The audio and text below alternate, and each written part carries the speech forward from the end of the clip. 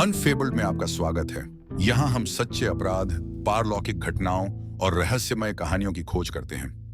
आज के एपिसोड में हमारे साथ शामिल होने के लिए धन्यवाद। आपसे निवेदन है कि सब्सक्राइब करना न भूलें और हमारे नए एपिसोड की नोटिफिकेशन के लिए बेल आइकन को दबाएं। साल 1954 था और कालीघाट, कोलकाता में नए साल ने लोगों के लिए बेहतर जिंदगी और अच्छी सेहत की उम्मीदें लेकर दस्तक दी थी। जनवरी खत्म होने को था और जिंदगी अपनी रफ्तार में चल रही थी। 30 जनवरी की सुबह जब सूरज की किरणें ठंडी सड़कों को गर्म कर रही थीं, एक नगरपालिका का सफाई कर्मी क्योरा तोला श्मशान के पास बने शौचालय के पास अपना काम शुरू करने लगा। सफाई करते हुए उसकी नजर अखबार में लिपटे 3 अजीब से पैकेटों पर पड़ी। ये पैकेट रस्सी से बंधे हुए थे और उन पर खून के दाग थे। उसकी जिज्ञासा हावी हो गई और जब उसने झांक कर देखा तो अंदर इंसानी उंगलियां थीं। डर के मारे उसकी चीख निकल गई। लोग जमा हो गए और तुरंत टॉलीगंज पुलिस को बुलाया गया। जब पुलिस वहां पहुंची तो उन्होंने पैकेटों की ध्यान से जांच की। पैकेटों में लिपटे अखबार जुगांतर के 21 नवंबर 1953 के पुराने संस्करण थे। जब उन्होंने पैकेट खोले तो एक डरावना दृश्य सामने आया। 2 इंसानी हाथ कोहनी से कटे हुए और टुकड़ों में बांटे गए।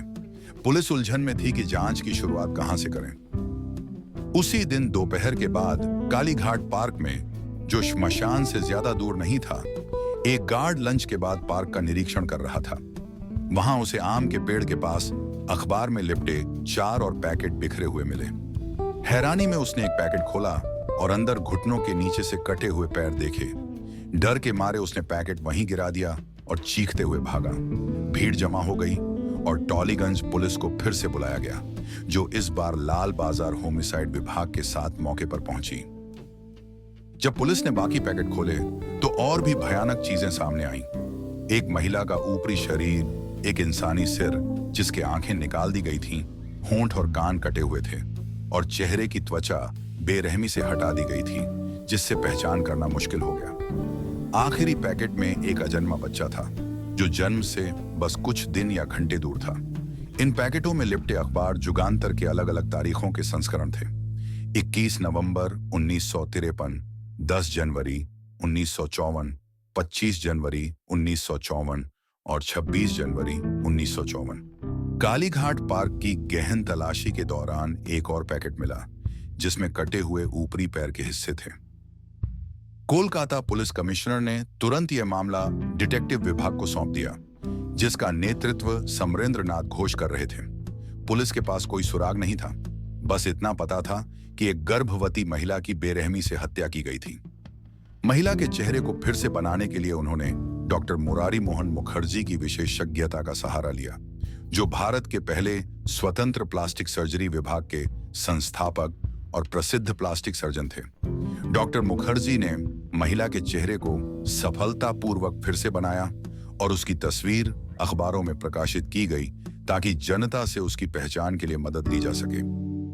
तस्वीर जल्दी ही पूरे शहर में चर्चा का विषय बन गई और महिला की पहचान बेलारानी दत्ता के रूप में हुई। कुछ दिनों बाद एक फार्मासिस्ट ने उसे पहचाना और पुलिस को उसके पति बीरेन दत्ता के बारे में जानकारी दी, जो 1 महीने से अधिक समय से लापता था। बीरेन पर शक होने पर पुलिस ने उसे ढूंढ निकाला और हरीश मुखर्जी रोड स्थित उसके घर के पास से गिरफ्तार कर लिया। पूछताछ के दौरान बीरेन ने अपराध कबूल कर लिया।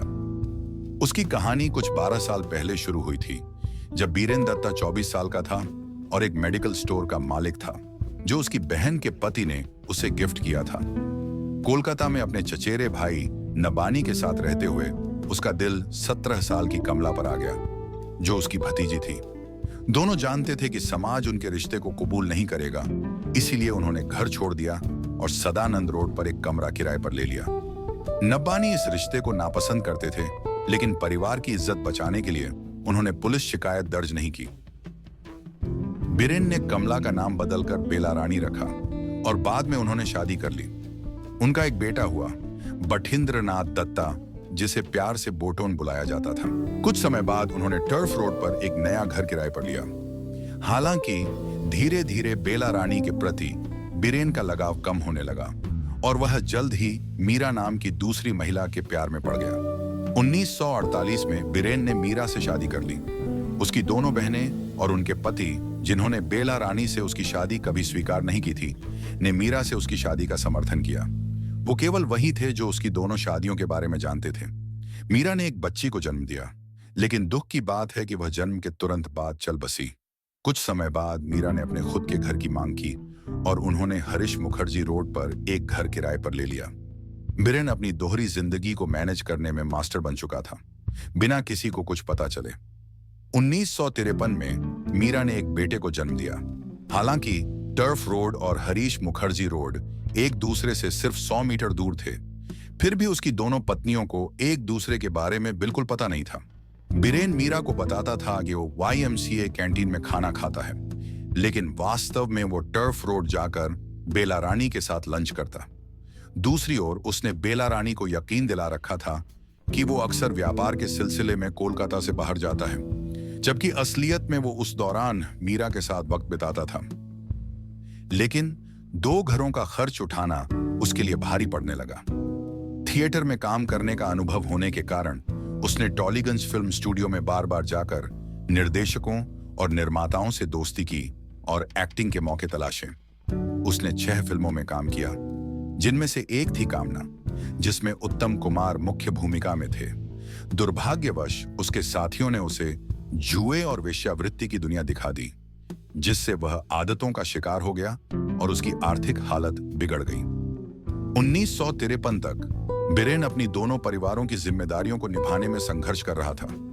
बेला रानी के साथ उसका दूसरा बच्चा जल्द ही पैदा होने वाला था और वो इस बात को लेकर चिंतित था कि उसके पास इस नवजात का पालन पोषण करने के लिए पैसे नहीं थे। उसने बेला रानी से गर्भपात कराने की मांग की, लेकिन बेला रानी ने साफ इनकार कर दिया।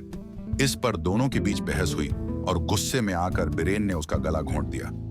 जब उसे एहसास हुआ कि बेला रानी मर चुकी है, तो वो घबरा गया और अपराध को छिपाने के लिए उसने उसके शरीर के टुकड़े टुकड़े कर दिए और उन्हें अलग अलग जगहों पर फेंक दिया। उस भयावह काम को अंजाम देने के बाद वो घर लौटा और बीरेन ने बेला रानी का सामान टॉलीगंज की नाली में फेंक दिया। उसने अपने बेटे बोटॉन को 102A हरीश मुखर्जी रोड स्थित घर में मीरा के पास ये कहकर ले आया कि बच्चा अनाथ है और उसके माता पिता एक दुर्घटना में मारे गए हैं। साथ ही उसने मीरा को बेला रानी के गहने ये झूठ बोलते हुए सौंप दिए कि वे एक दोस्त के कर्ज के बदले गिरवी रखे गए हैं। जब बीरेन से पूछताछ हो रही थी, पुलिस ने उसके टर्फ रोड वाले घर जाकर तलाशी ली। वहां उन्हें एक दरांती मिली, जिसमें कुछ बाल फंसे हुए थे और पास में सूखे खून के धब्बे भी इकट्ठा किए गए। फॉरेंसिक जांच में यह साफ हो गया कि वो बाल और खून दोनों बेला रानी के थे। अदालत में पुलिस ने बीरेन के खिलाफ पुख्ता सबूत पेश किए, जिनमें फॉरेंसिक जांच और गवाहों की गवाही शामिल थी। इन सबूतों ने बीरेन की असलियत को पूरी तरह उजागर कर दिया। आखिरकार अदालत ने इस स्वार्थी हत्यारे को, जिसने केवल अपने फायदे के लिए यह भयानक अपराध किया था, मौत की सजा दी। आज के एपिसोड को सुनने के लिए आपका फिर से धन्यवाद। कृपया हमारे चैनल को लाइक, शेयर और सब्सक्राइब करें। आपका समर्थन ही हमें बढ़ने और ऐसी कहानियां लाने में मदद करेगा। अनफेबल्ड साइनिंग ऑफ।